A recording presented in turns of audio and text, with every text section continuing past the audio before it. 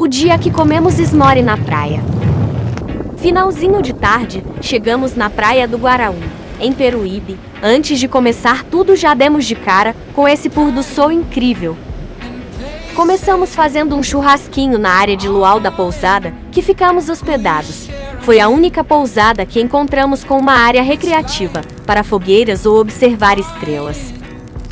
Mais tarde, fizemos a fogueira para comer a sobremesa. E para fazer o tal do s'more, vamos precisar desse tipo de biscoito: marshmallow, um pedaço de bambu ou galho. Espeta o danado e deixa no fogo até dar uma queimada de leve. Depois é só fazer o sanduíche e tá pronto. Como o marshmallow já é bem doce, pegamos o biscoito com chocolate meio amargo para não ficar muito enjoativo. E é isso, bora experimentar. Bom demais!